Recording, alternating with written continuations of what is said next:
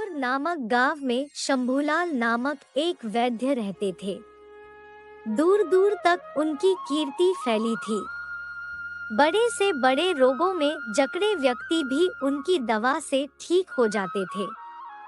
शंभूलाल के पास एक घोड़ा था। वह घोड़े पर सवार होकर जंगल में जाते और जड़ी बूटी खोद लाते। उनकी पत्नी शीतला बहुत दयालु और धार्मिक स्वभाव की थी। जब दूर से कोई थकाहारा रोगी औषधालय में पहुंचता तो शीतला उसकी सेवा करती। उनकी कोई संतान न थी, इसलिए दोनों पति पत्नी परोपकार में ही जुटे रहते। वैद्य जी को संतान न होने का ज्यादा दुख न था। वह तो अपने पास आने वाले हर रोगी को अपना बच्चा समझते थे, लेकिन उनकी पत्नी संतान के बारे में सोचकर कभी-कभी बहुत उदास हो जाती थी। एक दिन उसने अपने पति से कहा, वैद्य जी, आपने औषधालय में आने वाले हर रोगी का इलाज किया है। क्या ऐसा कोई दवा नहीं जिससे मेरा दुख दूर हो सके? दवा तभी असर करती है जब भगवान की कृपा हो। यदि भगवान ने हमारे भाग्य में संतान का सुख नहीं लिखा है तो हमें इसी अवस्था में संतोष करना चाहिए। देवी भगवती की पूजा कर उनसे संतान के लिए प्रार्थना करूंगी। मुझे आशा है मेरी पूजा व्यर्थ नहीं जाएगी। इसमें मैं तुम्हारा साथ अवश्य दूंगा। पति पत्नी सुबह शाम मां भगवती के मंदिर में जाते, दीप जलाकर पूजा करते।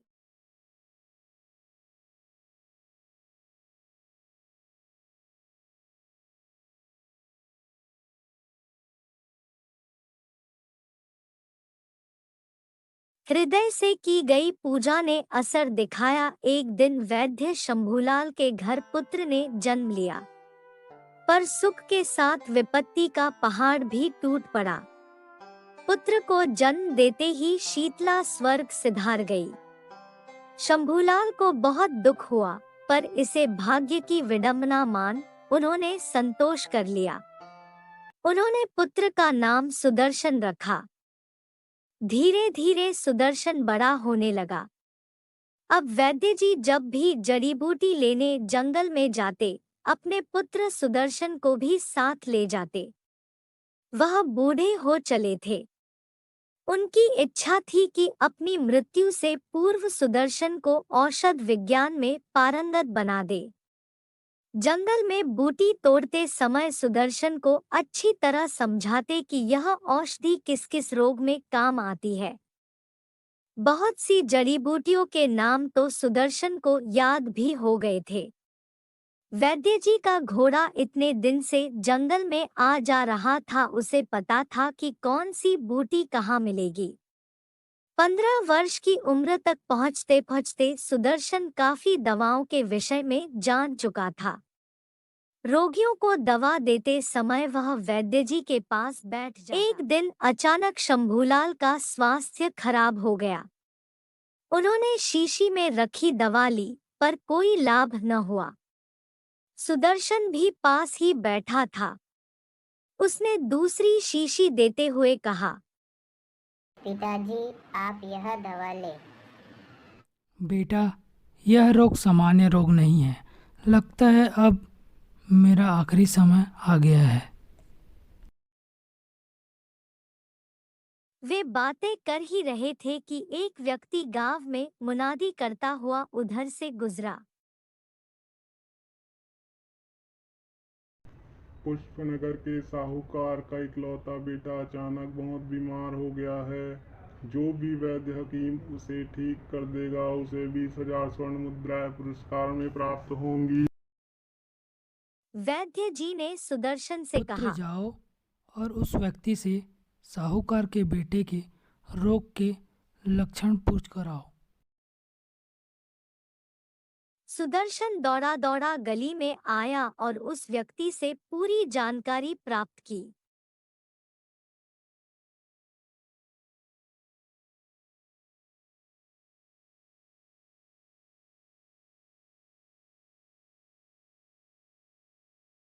फिर पिता के पास जाकर पूरा हाल बता दिया।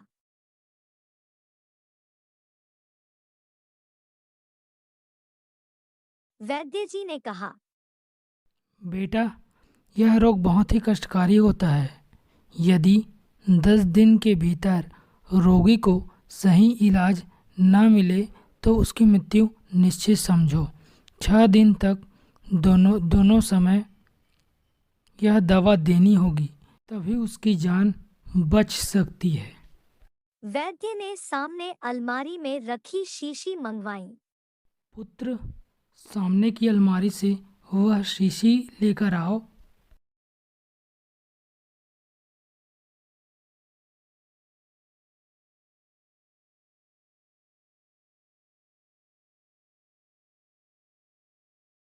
सुदर्शन से कहा, बेटा, यह वह दवा है जिसको मैंने वर्षों की मेहनत से बनाई है, और इस दवा से साहूकार के बेटे का इलाज संभव है। इसके अतिरिक्त कोई अन्य दवा उस रोग का इलाज नहीं कर सकती। पिताजी, आप पुष्पनगर पहुंचकर साहूकार के बेटे का इलाज कर दीजिए। बेटा, मैं तो अब कुछ पलों का मेहमान हूँ। तुम जाकर साहूकार के बेटे को यह दवा दे आना। इतना कहकर वैद्य जी ने आंखें बंद कर ली। कुछ ही क्षण बाद उनका देहांत हो गया। अकेला बच्चा सुदर्शन क्या करे बैठकर रोने लगा। वैद्य जी के पड़ोस में स्वर्णदास नाम का एक लोभी नीमहकीम रहता था। वह वैद्य जी से ईर्ष्या करता था। उसकी इच्छा थी कि वैद्य जी की तरह उसके पास भी घर बैठे बैठे काफी धन हो जाए, परंतु उसे दवाओं का तनिक भी ज्ञान न था। कई बार वह उल्टी सीधी दवा देकर कई रोगियों को मौत के मुंह में धकेल चुका था। सुदर्शन का रोना सुन वह उसके पास आया। जब उसे पता चला कि वैद्य जी स्वर्ग सिधार गए हैं, तो मन ही मन बहुत खुश हुआ, पर दिखावटी आंसू बहाता हुआ शोक प्रकट करने लगा। सुदर्शन ने कहा, चाचा जी, मेरे पिताजी ने बताया था कि पुष्पनगर के साहूकार के पुत्र को यदि तुरंत दवा न दी गई तो उसका जीवन समाप्त हो सकता है। मैं चाहता हूँ शीघ्र ही पुष्पनगर जाकर दवा दे आऊं। स्वर्णदास ने सुना तो खुशी से उछल पड़ा।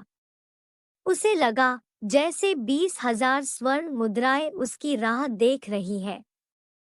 गंभीर होकर बोला, वह कौन सी दवा है जो पुष्पनगर पहुंचानी है?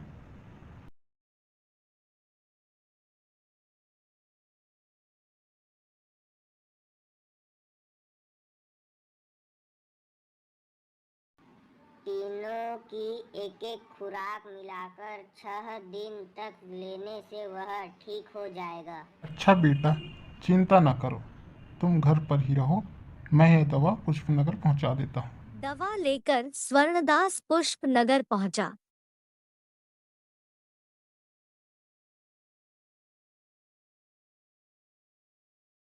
जाकर साहूकार के बेटे का इलाज प्रारंभ कर दिया। 6 दिन बाद लड़का पूरी तरह स्वस्थ हो गया।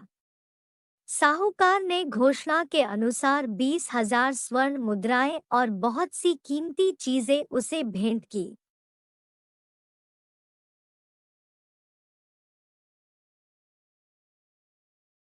लौटते हुए स्वर्णदास ने सोचा, यदि इतना धन लेकर मैं बिलासपुर जाऊंगा तो मुझे सारी चीजें सुदर्शन को देनी होंगी।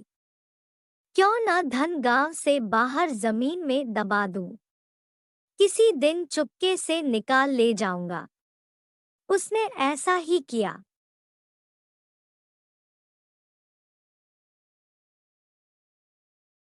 सारा धन जमीन में दबा वह खाली हाथ सुदर्शन के घर पहुंचा।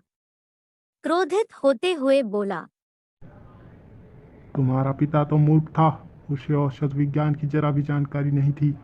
गलत दवा देने से साहूकार का लड़का ज्यादा बीमार हो गया है। मैं तो जान बचाकर यहाँ भाग आया हूँ। वह तुम्हें भी मारेगा, इसलिए अच्छा है तुम यहाँ से चले जाओ। सुदर्शन ने सुना तो उसे बहुत दुख हुआ। अपने पिता का अपमान उससे बर्दाश्त नहीं हुआ, पर बेचारा क्या कर सकता था, चुप ही रहा। गुस्से में आकर स्वर्णदास वहां से चला गया। सुदर्शन की आंखों में आंसू आ गए।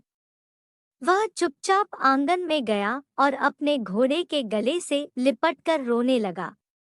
अगले दिन वह बिलासपुर को छोड़कर दूसरे गांव में चला गया। अब बिलासपुर में स्वर्णदास के अतिरिक्त कोई वैद्य नहीं था। वह जरा सी दवा के भी लोगों से दुगने चौगुने पैसे ऐंठने लगा। अचानक एक दिन महाराज शैलभद्र के पुत्र को भी वही रोग हो गया जो साहूकार के बेटे को हुआ था। राजा पुत्र की बीमारी देख घबरा गया। उसने मंत्री को बुलवाया, आदेश दिया, मंत्री जी, जल्द से जल्द वैद्य जी को बुलाकर लाइए। जी महाराज।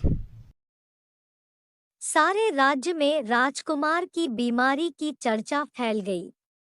पुष्पनगर के साहूकार ने सुना तो दौड़ा दौड़ा राजमहल में पहुंचा। जाकर बताया, महाराज, मेरे बेटे को भी यही रोग हुआ था। इसका इलाज बिलासपुर के वैद्य स्वर्णदास ने किया था। आप कुमार को उससे दवा दिलवाए, ये जरूर ठीक हो जाएगा। अगर ऐसा है तो तुरंत स्वर्णदास को राजमहल लाया जाए। सेवक बिलासपुर पहुंचे और स्वर्णदास को पूरा वृत्तांत सुनाया। स्वर्णदास ने सुना तो उसके पैरों तले जमीन खिसक गई। अब तो उसके पास दवा थी नहीं, जड़ी बूटियों का उसे ज्ञान भी नहीं था, लेकिन राजा के आदेश का उल्लंघन भी कैसे करे। वह डर से थरथर कांपने लगा।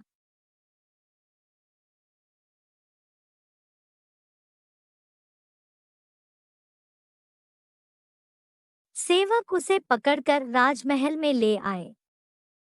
राजा ने कहा, जी, आप तुरंत राजकुमार का इलाज करें, हम आपको मुंह मांगा इनाम देंगे। स्वर्णदास ने अपनी ओर से एक बूटी पानी में घोलकर कुमार को पिलाई, पर उसके पीते ही राजकुमार की दशा और बिगड़ गई। राजा ने क्रोध से कहा, स्वर्णदास, अगर तुमने राजकुमार को सही दवा नहीं दी तो मैं तुम्हें कड़ी से कड़ी सजा दूंगा। स्वर्णदास गिड़गिड़ाया। राजा के पैर पकड़कर पूरी कहानी कह सुनाई। शैलभद्र ने सुना तो गुस्से से कांप उठा। उसने अपने सैनिकों को आदेश दिया, सैनिक, इस दुष्ट को कारागार में डाल दो और शंभूलाल के बेटे को तुरंत ढूंढकर हमारे सामने उपस्थित करो। सैनिकों ने स्वर्णदास को कारागार में बंद कर दिया। राजसेवक सुदर्शन को ढूंढने चारों दिशाओं में निकल पड़े। अगले दिन उन्होंने सुदर्शन को एक गांव में ढूंढ लिया। उसे लेकर वे राजमहल पहुंचे। राजा ने कहा, वैद्य सुदर्शन, हमें तुम्हारी कहानी पता चल गई। दुष्ट स्वर्णदास ने तुम्हारे पिताजी की दवाई साहूकार के बेटे को दे दी और पुरस्कार का सारा धन भी उसी ने हड़प लिया। हमने उसे कैद में डाल दिया है। अब तुम जल्द से जल्द हमारे बेटे का इलाज करो। सुदर्शन अपने घोड़े पर सवार होकर तुरंत जंगल में पहुंचा। घोड़े को तो सभी रास्तों का पता था। रात होने से पहले वह उस स्थान पर पहुंच गया जहां जड़ी बूटियां उगी हुई थी। सुदर्शन ने जड़ी बूटियां ली और महल में आकर दवा बनाई। 6 दिन दवा पीने के बाद राजकुमार पूरी तरह स्वस्थ हो गया। राजा की खुशी का ठिकाना न रहा। उसने सैनिकों को आदेश देकर वह सारा धन निकलवा लिया जो स्वर्णदास ने जमीन में दबा रखा था। राजा ने वह धन सुदर्शन को सौंप दिया और उसे ढेरों इनाम दिए।